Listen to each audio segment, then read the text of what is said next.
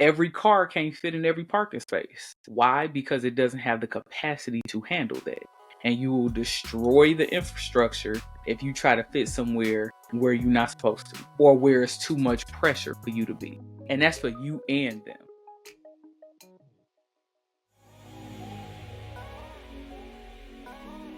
Hey y'all, welcome back to the Fast Forward Podcast. For today's Dear Lil Sis episode, I wanted to talk about the power of infrastructure. But of course, y'all know me, I like to do interesting takes on things. I didn't want to think about the power of infrastructure as it relates to sewage systems, schools, freeways, things like that, and roads. I wanted to think about the power of infrastructure of your life. The definition of infrastructure is any basic system that a city or an organization or a nation needs to function. As I named before, this could be sewage systems, water systems, electricity systems. If you're a company, it could be your tech stack. It could be the physical assets you need, like hardware and computers and data servers, or it could be human capital. That's a part of infrastructure as well. What are the roles that your company needs to function? But our lives require infrastructure too. At the time that I'm recording this, we're starting Q4. But by the time this gets posted, I haven't decided yet which episode I want this to be in the month, but I think I'm probably gonna make it the last one. And I'm thinking about this because as I close out this year, I'm realizing how my life's infrastructure has changed significantly over the past 2 years. So as of the first week of October, it officially marks 4 years that I've been living in Atlanta. And how I thought my life was going to play out is completely different than how it actually is playing out. And I don't think it's good or bad. There are some things that have happened where I'm like, I did not like that. Other things I didn't expect, but they are amazing. And then other things have worked out exactly as I planned for them. But when we think about infrastructure, again, these are the basic systems that we need. And for me, those basic systems have shifted dramatically. When I moved here, I assumed that at a baseline, I would need a job, meaning a 9 to 5 job. I would need some clients to build my company. I would need a home base, and I wanted to become a homeowner. At the time I was renting. And I knew that I wanted to get some more education. So I wanted to finish my PhD. That was kind of it. I don't think I put a lot of emphasis on building friendships. I knew that I wanted to get married again, but I figured that there were some things I wanted to take care of first before I made that a huge priority. And I also assumed that I would need far less familial support than I believe I do now. And I wanted to talk about infrastructure for you all because I've been hearing that from a lot of ladies that I've been talking to really at every age and stage. I think as women in particular, we assume, and a lot of times it's because we're caring about other people, we assume that our needs don't quite change, that they're static. What we needed at 20 is what we need at 30, which is what we need at 35, which is what we need at 50, etc. And that's not true. We also sometimes make the wrong assumption that what we need is solely based on our internal motivations or our internal traits. That is not true at all. The external environment can put pressures on us that then make it a need, a challenge, and a demand for very different infrastructure. Let's think about infrastructure as we traditionally know it for a second, because I think that'll crystallize what that means for us in our own lives. If you think about the way a town would have been designed in, let's say, 1850, that is dramatically different than the design of a town in 1950, which will probably be dramatically different than the design of a town in 2050. In 1850, you probably need plenty of room for horses and carriages to navigate on the roads. You need open land so that people can farm. You probably see much lower population density because people are living in their own little areas and family farms, or at that time, at least in the United States, we had slavery. So, of course, you have certain areas where you have tenant farmers, you have enslaved people, space to be able to grow a largely agricultural environment. And then it starts to convert into something that is more industrial. So now you get higher population density because folks are moving to urban areas as we get into the 20th century, and you need big apartment buildings and you need spaces for people to live and work, and people are traveling in, and now you need trains, and then you have automobiles that develop over time, and people are traveling across the country and moving, and the country is expanding. So by the time you get to 1950, you need expressways and streets that are paved so that cars can safely drive on them. And you need electricity, and we're starting to have televisions in homes, and so fascinating that everybody needs a TV now, and microwaves and all of these other gadgets and things that are so interesting to everyone to make life much more convenient. And then as you transition into the world that we know now, life looks very different. So you need fiber optic cables and all of this, stable electricity because we have the internet and broadband and Wi-Fi. And you need space to have gardens at home if you want to grow a garden, or you need condos, or you need multifamily housing versus having large plots of single family homes in order to navigate the changing population needs. And you need fewer schools, or maybe you need more schools if there's a population shift. So again, all of these things have changed over time to meet external demands and needs. So why would our lives be any different? Do you need a partner? Whereas before you were completely comfortable being single. Do you need to own your own business? Perhaps as a side hustle in addition to your 9 to 5 to give you a deeper sense of financial stability. Do you need more friends? Do you need fewer friends? Do you need more vacations, more rest? Do you need more therapy? Do you need legal support to navigate things? What do you need? What are the basic systems that you need to function effectively? And that word effectively stood out to me because when I was doing research on this, I thought about what effective means to me. So interestingly enough, as an organizational psychologist, one of the focused areas of my work can be organizational effectiveness. So part of organizational psychologists' work oftentimes is to realize what would be the ideal state for a company. So how much revenue is it producing? How much do people work? What do the systems look like? How many locations should it have? All of that is to maximize the business's potential. And so I was like, oh, well, let me individualize that. What would it look like for me as a person to maximize my potential now in this phase of my life? I know for me, and it's funny because last week I did like a crazy amount of travel. I had to go to Paris from Atlanta, then I had to go to LA from Paris, and then back home to Atlanta. That's nuts. Like, that's a 9-hour aggregate time difference. It was insane. 0 out of 10, do not recommend, though both places were gorgeous. I loved it. I had a wonderful time.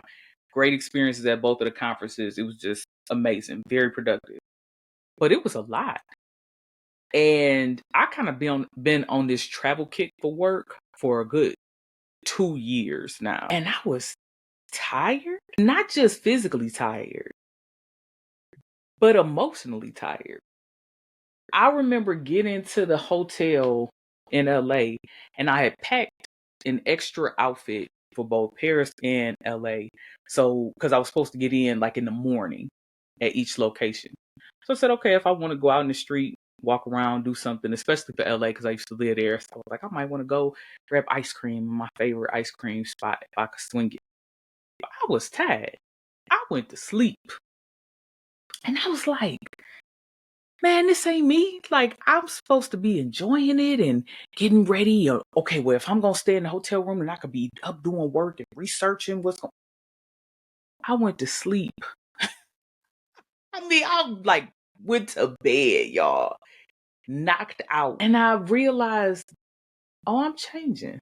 This isn't the me I was even last year, where I was go, go, go, go, go, go, go. On the flip side of that, after I was done with the conferences, especially in Paris, I left, I think, the next day. And I was like, okay, well, let me hurry up and get these emails out. Boop, boop, boop, boop, boop. Hey, nice to meet you. Here's how we can connect. Let's stay in touch. Normally, I might wait a week, two. Sometimes I've waited up to 2 months to get back to people. I realized again, wait, I'm changing. This fascinated me. So anytime I notice something is different about myself and have an aha moment before I go to react, I try to sit with it and process it. That's my own therapy technique that I learned. And I especially try to do it without judgment.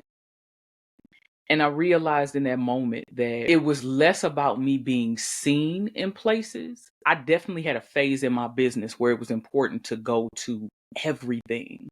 And that was in part because nobody really knew that my company existed for real, because I had always done it as a side hustle while working my 9 to 5. So I needed to establish my business as a presence. And that meant I needed to be present. So going to stuff all the time meant a lot. But this time was different, because this time I realized that this year I've probably traveled to the fewest number of places I've been in a couple of years, but the quality of those interactions has been so great. I've gotten great outcomes. There's one event I went to that probably was about the shortest of all. I've gotten like 3 or 4 contracts out of that. I've met some amazing people that has almost automatically produced connections, information, support. And I was happy about that. And I realized that I don't feel compelled to go, produce like I did before. That I am willing to play the long game. And that means that even the pace at which I engage with experiences has to slow down. That's an infrastructure thing. That's an infrastructure consideration. Because it's almost like if you intentionally build a city with a lot of local roads instead of just 1 or 2 expressways. It's interesting, when I was in my urban planning or public administration master's program, we talked a lot about urban design. And in particular, because I went to this program when I lived in Chicago. So a lot of the conversations talked about how Chicago was designed versus, say, a Detroit. And they talked about how a lot of times expressways in pretty much every major American city was designed to fast track people away from the unmentionables of society. So the goal was to get wealthy people, oftentimes white folks, out of urban areas where they often worked, quickly to the suburbs with the least possible amount of interaction with people of color, poor people, etc. in the city. And that's why a lot of times when you are on freeways, I noticed this, like, you can't see anything. You don't know what restaurants are in the neighborhood. You don't know what shopping is there. None of it. It's just designed to get you out of there as fast as possible.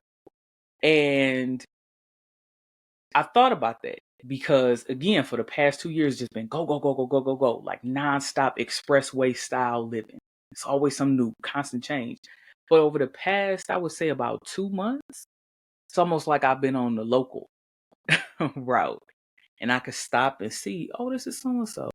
Oh, I can integrate this lesson. Oh, let me sit and have a conversation with you about this. What are you thinking? And I've deepened the intimacy in many of my relationships, which I love.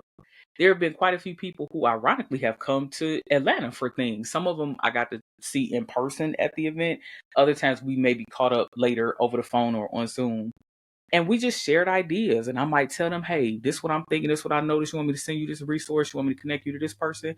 And they do the same for me. And I was like, oh my goodness, I have a network.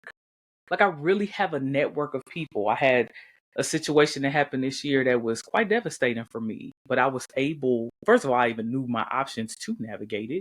And then I've been able to navigate it because of people that I've met along the way.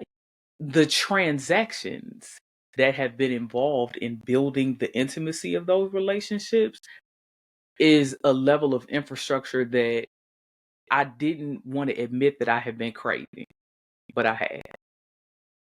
I had always been the giver in a lot of relationships with no boundaries and requirements for how I wanted people to reciprocate. And what I found in many of the relationships I'm experiencing over the past few months and this year in particular has been that their reciprocity is there. And it's kind of scary.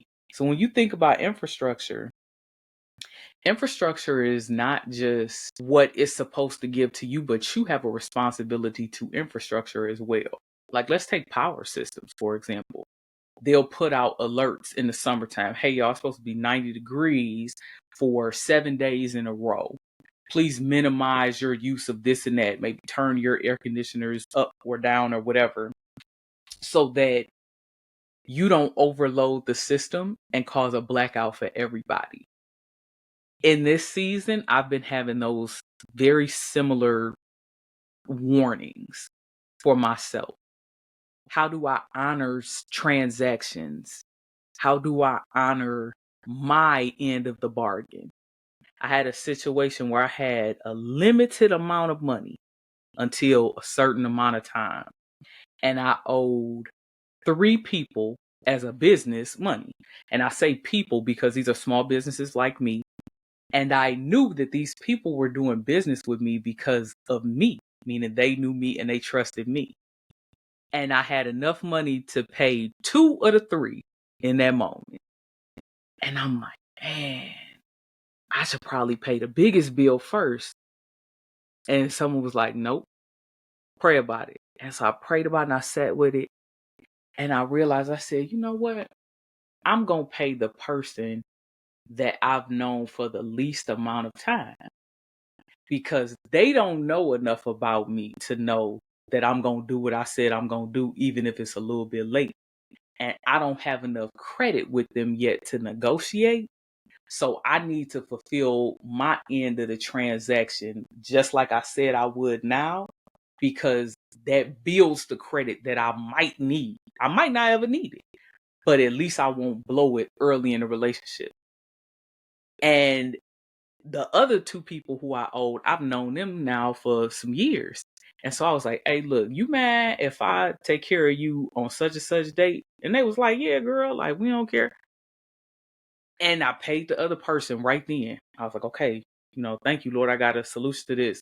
And right away, this person responded and said, thank you, sis, for keeping up your end. Now we can partner.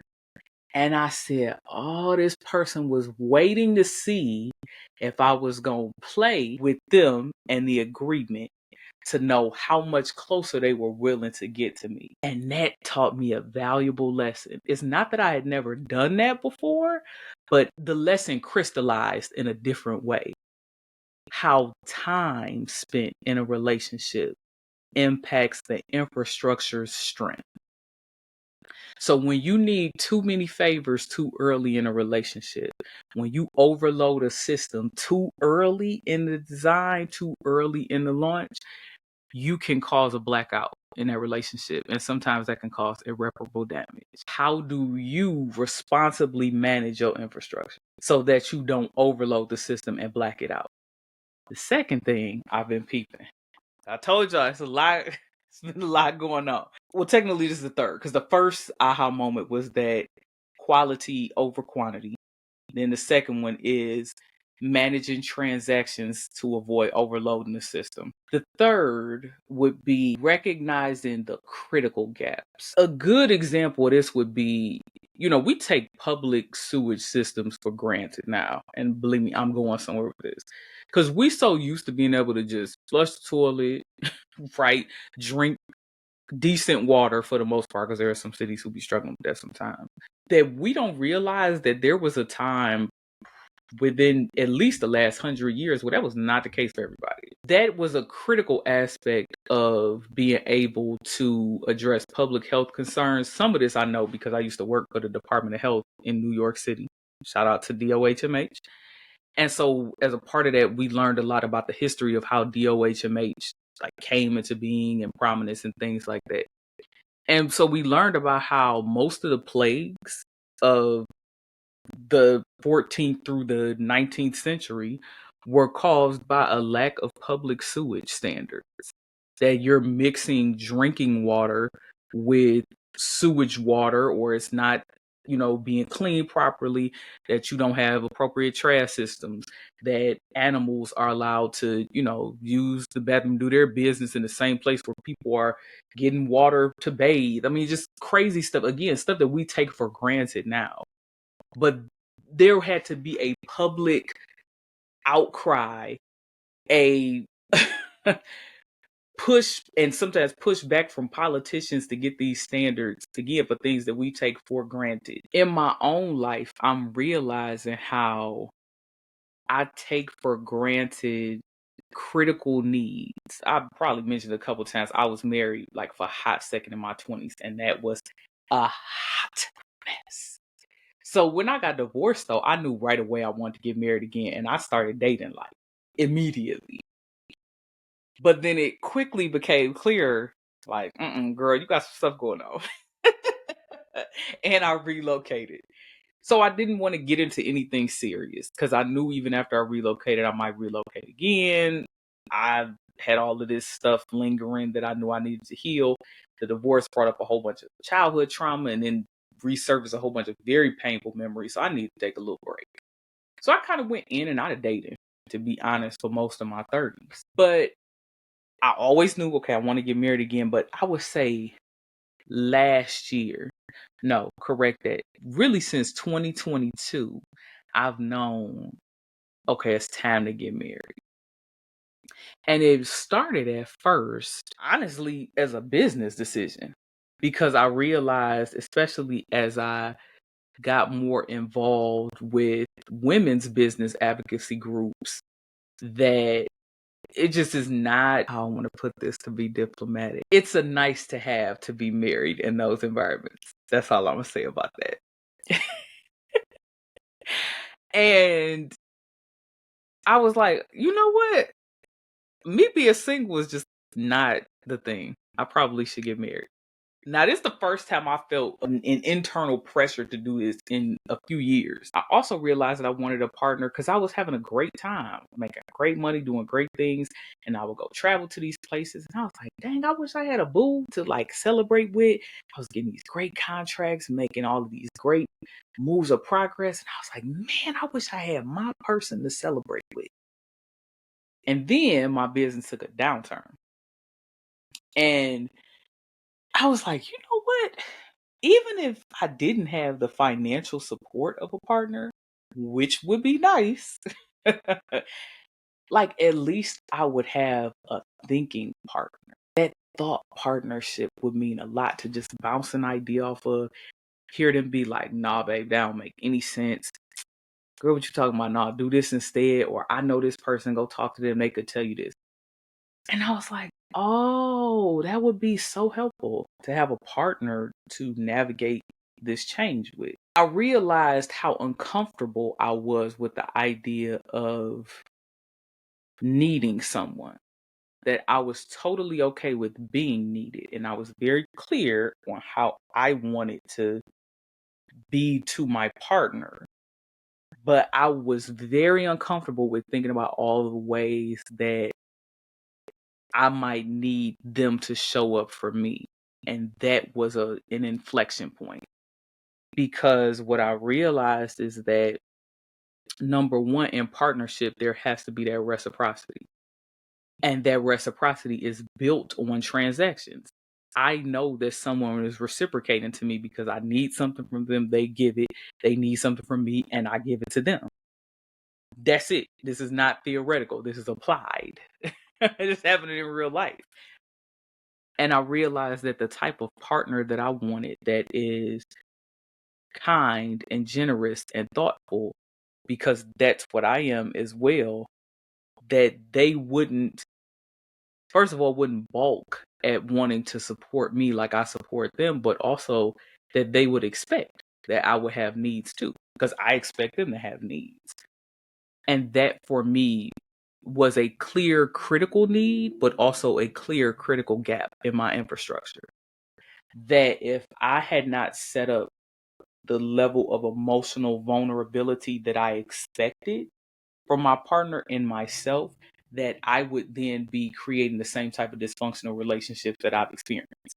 So when I've dated emotionally unavailable partners and men who couldn't commit, or men who would commit but would act out all of their rage and frustration at their parents, of all the people who hurt them on me, I'm going to do that same thing to somebody else if I don't check that part of myself. And so for me, the critical gap in my infrastructure has been, it's okay if you don't have it all together. It's okay that you don't have all the answers. It's okay that you don't know what's going on. It's okay that you confused. It's okay that your little feelings hurt today. It's okay that you crying because you didn't get the contract you wanted. It's okay that you hurt and upset because you couldn't afford to pay for da-da-da. And again, and I really want to say this too, because I think a lot of the rhetoric around relationships, especially if you on the black side of social media, I don't know what black folks got going on right now, child. We struggling, but it's so money based. And I get why, because money does matter. But we also forget how detrimental the lack of emotional support and emotional connection and emotional vulnerability can be when you're in a relationship. I done had seasons where I had all the money that I could want to do the things that I wanted to do, but I didn't have the emotional connection to make those experiences fulfilling. And I also want to challenge you not to think of it as either or, because I feel like that comes up all the time too. And this is with friends. I happen to just be talking about romantic partnerships because that's what I need in my infrastructure.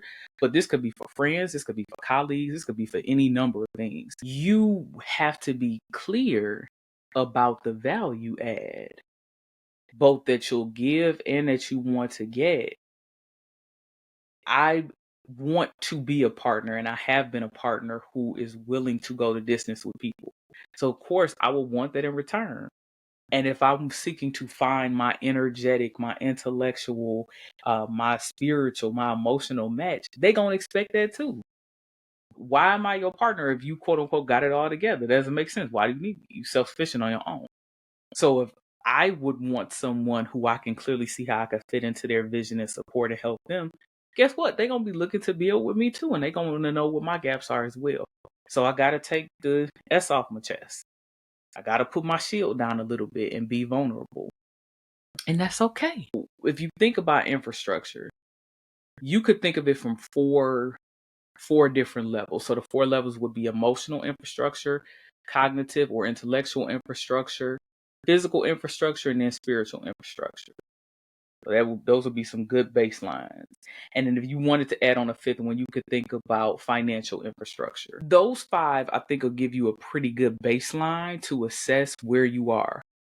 And again, it's not just about the existence of the pieces in that infrastructure, but it's also the weight. So right now, for me, financial infrastructure is very important, in part because I want someone who I can minimize my long-term financial risk with. So there are certain things that I've accomplished and that are important to me that if I get with the wrong partner, they're going to tank all of that. Especially for the ladies, the conversation is like, we want high value men, or we want men who can add value to us, who could take care of us, provider men, protector men. But let me give you some tea with that as someone who coaches those types of men, who works with those types of men, who are friends with those types of men, have known those type of men at least through my entire professional career, but longer than that. Those men tend to be risk averse. They manage risk very carefully. And it's interesting because the Out of Scope episode was about this too, with risk and exposure. First of all, most people tend to marry on their social level. And by social level, I mean you have similar education, it's usually close age gaps, like less than 5 years. So all this stuff where you magically gonna marry a man that's 30 years your senior, that's a billionaire. I mean, can you do it? Yeah, but it's not nearly as popular as we think it is for some reason. Most of the time people marry folks close to their age, close to their income level, close to their education level, close to their social circle, close to their geographic region, like that just happened. And y'all can look up the statistics on this if you want to. This idea that every woman who wants it is going to have this pretty woman story is like a fallacy. You are more likely to marry the person who you are aligned with and compliment than you are to marry somebody who is just going to pick you up from way down and snatch you up into 5 levels higher on the social ranking system than you were. And yes, there is a social ranking system. If you want to meet men who have it, financially, socially connected, the most likely place for you to do that is to be that because you already in that environment. I would have no issue, for example, meeting a man with a bachelor's degree.